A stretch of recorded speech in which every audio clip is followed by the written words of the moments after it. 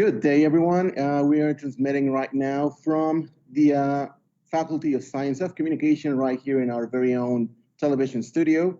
And we are about to begin a discussion table, I believe that's the name of this, a discussion table called Teaching Learning Processes Through New Technologies. Right now, before we begin, I'd like to thank everyone that's watching us and everyone that is here with us in the panel. And the people with us right now are Ted Fisher from Delta State University. We also have Raquel Espinosa Castañeda and Hugo Iván Medellín Castillo from the Universidad Autónoma de San Luis Potosí. And we're also having the company of Georgina Flores Becerra from Instituto Tecnológico de Puebla and Reina Carolina Medina Ramírez from Unidad Académica de la Universidad Autónoma Metropolitana.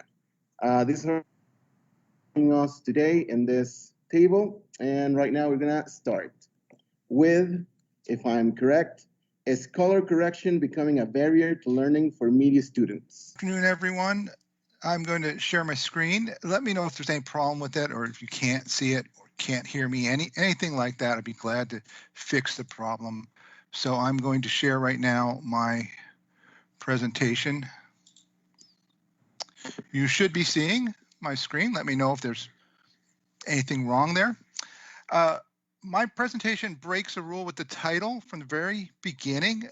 Those of you involved with journalism will know if you ask a question in your headline, you've got a problem, you're going to cause a problem. And I'm doing that on purpose because this is written for a very special purpose. So my title is Color Correction Becoming a Barrier to Learning for Media Students.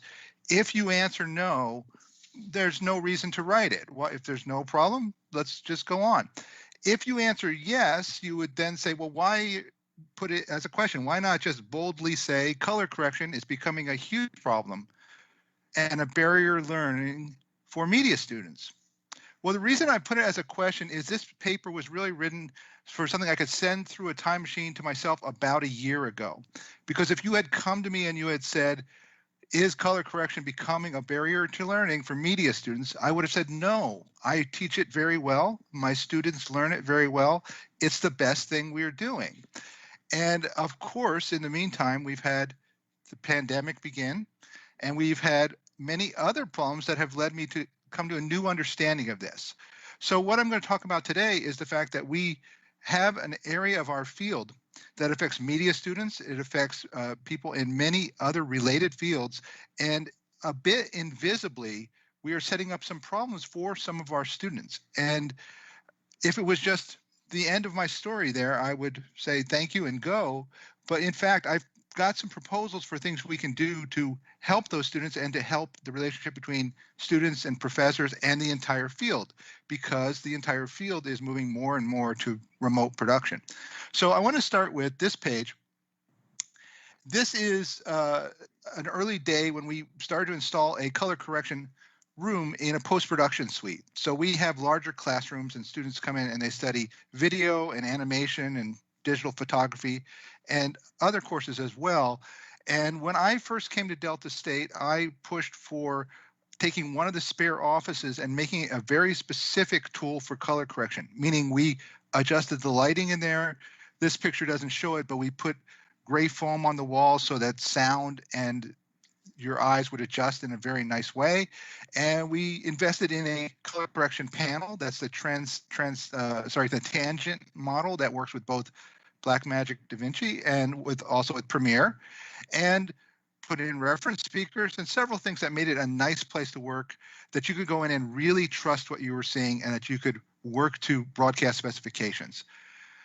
Now, we were very happy for about a day and a half. Everything was perfect. When, of course, as you remember, we were all sent home as the pandemic developed. And it wasn't the first thing we thought of when this happened, that we will suddenly be in trouble with color correction. But it evolved that we had professors at home on whatever laptop they had, and we had students in a very diverse way with lack of equipment and with other problems that suddenly made it very obvious that we were all seeing different things and we were all hearing different things. If you can picture right now the laptop I'm at today, is a working computer. I do color correction on this. I have a TV off to my side here that is not as good as the one in our post-production suite, but it works okay. I often talk to my students who may be at a kitchen table on an older laptop in a room with orange walls or other things that make the whole process very tricky.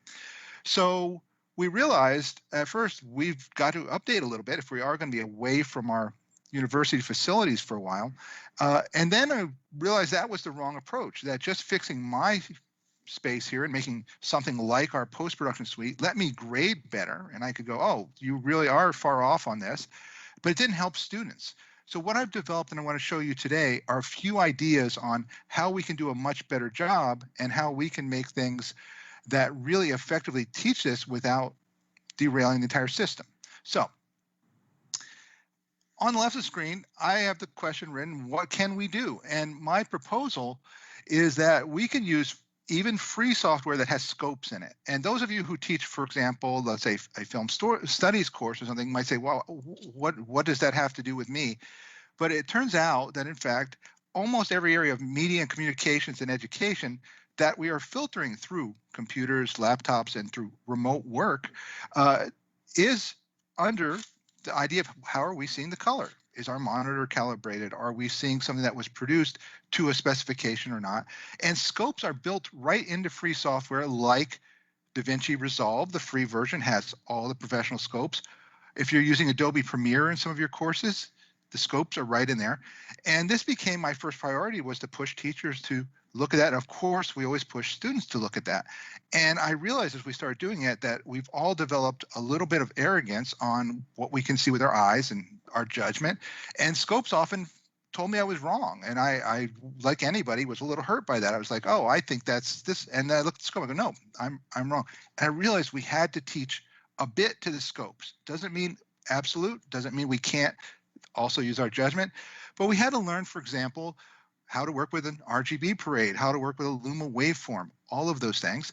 And we had to emphasize to our students that this was a step in the process. Now, students using high-end digital cinema cameras already open a waveform when they shoot. They use various waveforms to check their shot. But I discovered, of course, not every student was doing that. And so a student, for example, doing a self-presentation or a report would not think of that.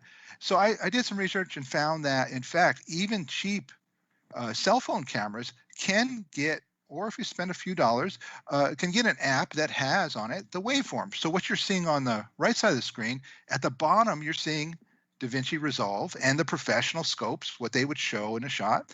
And above that, you're showing one of the apps for your phone to take pictures with that you do have also a Luma waveform on, or you can check color, or you can check other things. And I now require my students to take screen caps of things like that so we can know, are you exposing it all right? What is the color in that situation? The shot you're seeing there is one where I just turned with the camera and pointed at the wall. And I asked my students, what is the color of the wall? And every student said, it's a white wall. And of course, it's not a white wall. In reality, it is if I sit in front of it. But we could see on the scope, this has gone very warm, right? This is a red-orange wall now and would be not a very good presentation.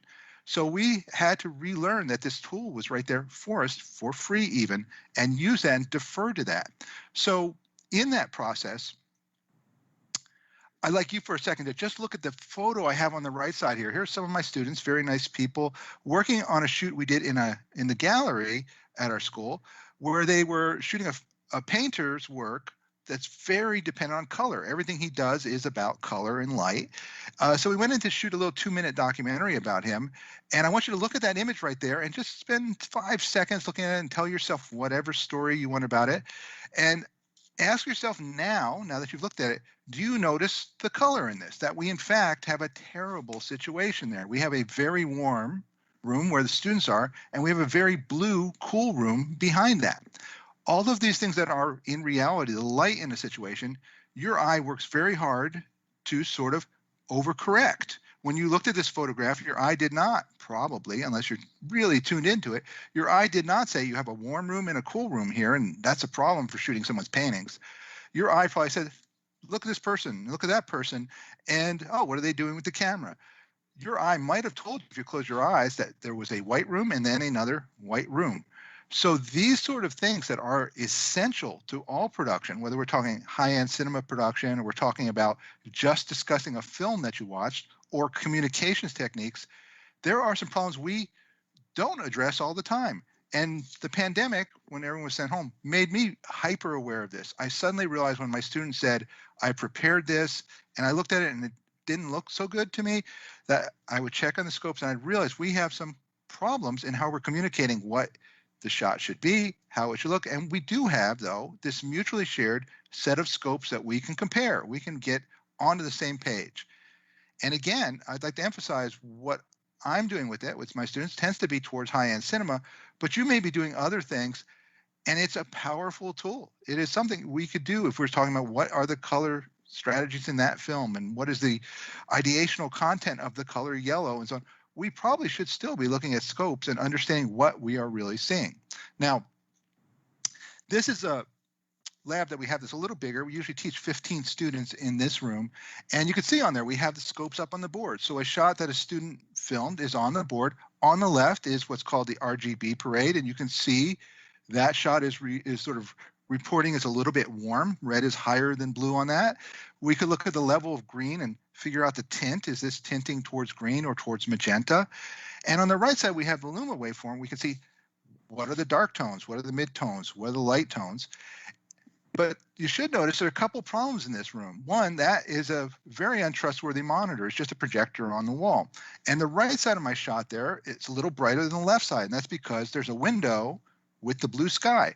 So we have to understand that all the ways we look at images usually are a little bit tricky. It's a terrain we have to navigate and be careful of crashing or making assumptions. This led me to my second proposal that I hope all media teachers will start to use, which is that we broke our students out once they had the basics into what I call a senior producer role. So it would be that you finish your work and you turn to the teacher, and the teacher gives you the absolute word. This is true, that is false, and that's not that effective a system for this. What we Chair, you have 5 minutes, 5 minutes more. Great, perfect. That's exactly the right amount of time. The breakout to senior producers meant that no longer did I just have to scold the student, say your shot is too warm, your shot is too cool, your dark tones are actually sort of charcoal gray. Someone else was looking very carefully at it, another student, and looking into those things. It had two rules that really helped out. One, the student would now take responsibility for seeing the other student's work and really understanding it, looking at scopes and developing an understanding of all the terminology and all the ideas in color and in tonality. And secondly, it also made us have some great discussions where we realized the doubt we had where I see it on this monitor and you see it on that monitor. And it really made people look down to the frame level at what they were producing and what the other students were producing. Now, the last thing that I want to talk about here is that the biggest problem we have built into this is that the viewing space that's around you right now, wherever you're seeing me, is influencing you more than the actual media. I'm next to walls that are in theory white, but in fact are peach. The light I have behind me is on an adjustment. I could set it cooler or warmer. My eyes have been staring at different things all day. Someone could walk in wearing an orange jumpsuit. Everything about the viewing experience is based on the fact your eye tries to forget all of that and look at the world in a very controlled way, the way you want to look at it. So our biggest step in this was to make people understand that color correction as a tool was not simply I open a photo in Photoshop and I make it look a little different, but color correction involved all the systems of how we see the world and how we mediate the world. So I know we're running out of time, so I will end it there, but I'm encouraging everyone who teaches media, broadcasting, communication, and all the related topics, and who does any sort of education to sort of stop trusting just your eye. Look at scopes, look at systems, make sure you're communicating with the student what we're actually seeing. All of these things that we just automatically react to, we're very often wrong. And I say that about myself after a lot of experience of looking at these things and very carefully looking. We need to now teach a little better and a little fairer, especially since we grade students and we guide students on their way. We need to find ways and systems where we can really treat color for what it is and where we can become much smarter about this and where instead of it becoming a barrier to learning, it deepens our learning on how we deal with color and tone and everything that we make into media. I'll end it there. And in the Q&A, I'm hoping some of you may have individual areas that you deal with. I know we have a broad number of fields in this discussion today. And I'd be really curious in other areas if you've thought about how some of these things affect you. For example, even individual student essays, now moving towards audio-visual ways, are affected by this. There's one last thing. Everything about media is moving to remote production. Yesterday, DaVinci updated its new software, version 17 is out, and it is designed very specifically to allow me to work remotely with someone else. The same problems I have with my students, are we seeing the same things, are going to be part of professional life in all sorts of media production, in all sorts of education, and in conferences like this. Thank you very much. I'd be glad to talk to anyone in the Q&A session. Thank you very much for that. That was very interesting. You touched upon some things that I'd never thought about before, but yeah, that was very nice.